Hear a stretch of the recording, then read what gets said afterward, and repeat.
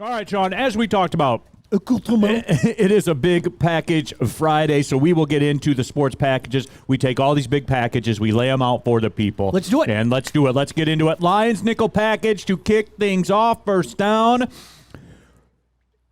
Obviously, it's early, Sean. Will Kirby Joseph be an all-time Detroit Lions defensive player? I'm so glad to hear you say it's early because I think in Detroit we have been so wrapped up in a winner, in needing a winner, that we often put the cart in front of the horse. Now, I don't want one person out there to misconstrue, okay? Not one. I believe that the Lions are going to win the North Division this year. I said on these very airwaves 2 years ago, I thought the Lions were going to be in the position that they eventually were. However, in this regard, let's pull back on the reins a little bit. Not yet. How's that? No, that's not this business. That doesn't fit this business. You're either sorry. all in or you're all out. I'm too rational. I'm sorry. The man is Aaron Rodgers' father for that alone. He's already an all-time great. Not yet. Sean, he picked off Aaron Rodgers' last pass as a Packer. That makes you... I believe you have a picture of that somewhere, Yeah, I do. Shout out Tammy Chin. Thank you, Tammy. And this Pro Sports Zone. Just for that alone, he's already an all-time Lion. Listen, not yet. I hate to do it. I'm still stuck. Here we go. I'm still stuck on the people. Do you remember the spontaneous celebrations that were happening all around town just by the Pistons merely getting the number one pick? I'm sorry. I'm not one of those people that gets it. Great. I'm glad they got a great player. Here we are 2 years later, still talking about a team that has to put the pieces together to have a real celebration. And that's where I'm at with the Lions right now. I think playoff team. Lord in heaven help me, I think they're going to host a playoff game here at Ford Field finally.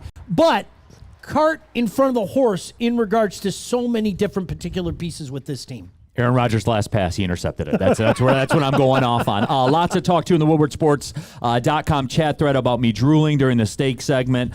People want to know why I stick out my tongue when I eat. I don't know. I can't speak to that. You're all haters. That's all I'm saying. That's fair. If you were sitting here with this, you would be the same way. Yeah, this is what hell is to me. Okay, there's a bunch of food in front of me that I can't eat. This is almost like hell. But so I'm just gonna eat it. So all right. Go right ahead. Second down, bigger step forward. Penei Sewell or Aiden Hutchinson? Penei, and I'll tell you why.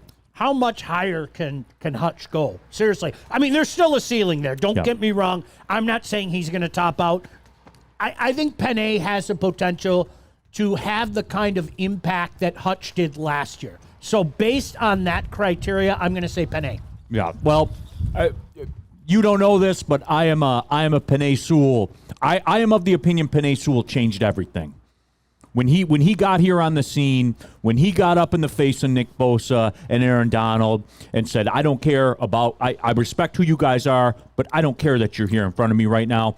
I think that had as much to do with anything else as far as changing this culture. So I'm recusing myself from answering questions that involve Penei Sewell because my answer is always Penei Sewell. Okay, fair enough. Always. Third down. Who's the number 2 receiver until J-Mo gets back? Boy, that's a great question. This is the one when we were doing show prep, because believe it or not, there is some show prep involved. I really struggled this one.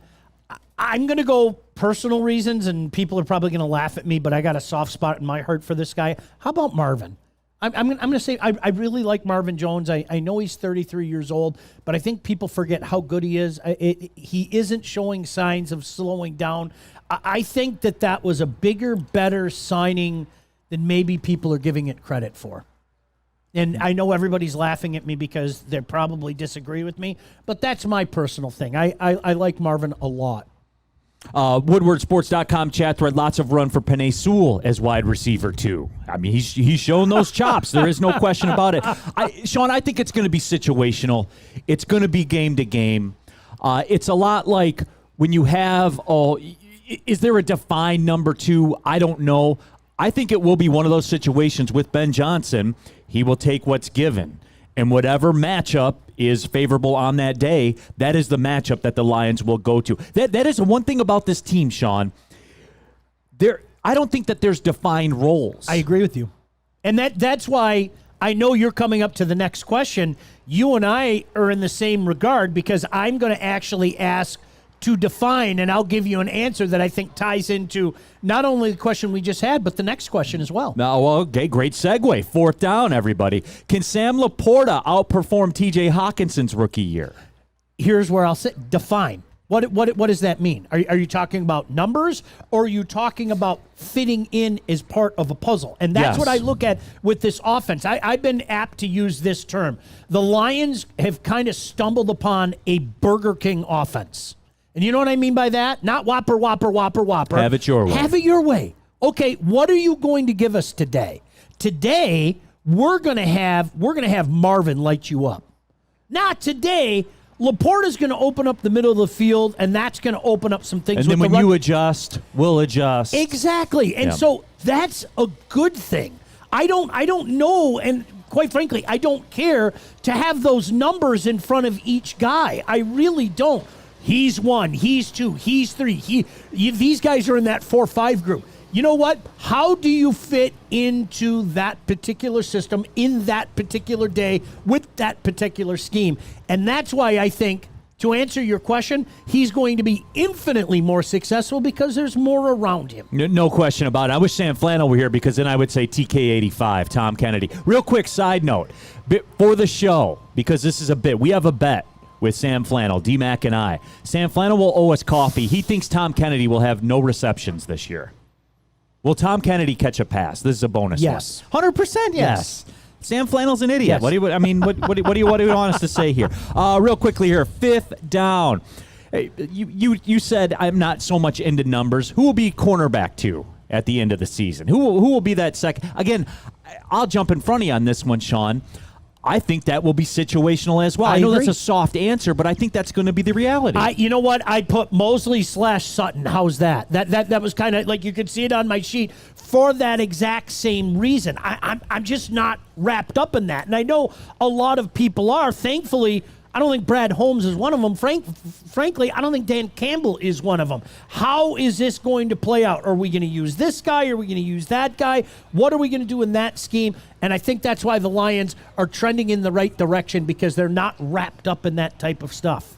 No question about it. And I think that's probably the strength. That's probably why this football team's going to be a good football team this year. Because, look, they had to do a talent overhaul. Brad Holmes had to do a talent overhaul. When you have talent on your roster, you can do these types of things, because that's the ebb and flow of a football game. People were giving you a lot of ish about the Michigan State hat. There's a lot of Michigan fans out there. Go green. We saw that during the Michigan State game last year, where Keon Coleman was integrated as a weapon. Michigan couldn't deal with them for about a quarter of the game. They made some adjustments. They turned that off. Now Michigan State had no other card to play, and that was it. So you'll see that to a degree with the Lions. By the way, and I know you and I have talked about this throughout the years, I know people are going to think this is swarmy, but I'm going to say it anyway, and people are going to accuse me of being a weasel because I have done things like this in the past. I'm actually glad that Michigan is relevant again. I'm serious. And I know you're going to think that I'm joking and I'm taking a shot. There was nothing worse than your fan base for a good dozen years. Nothing. You were the most obnoxious, do nothing, win nothing fan base in the history of mankind. You deserve to talk now. You deserve to chirp now. Props to you. Until December. I know none of you will own that you were the absolute worst fan base in all of America. I know none of you will own that, and that's okay. But I'm happy that they are legitimate now, and you deserve to chirp at everybody. You really do.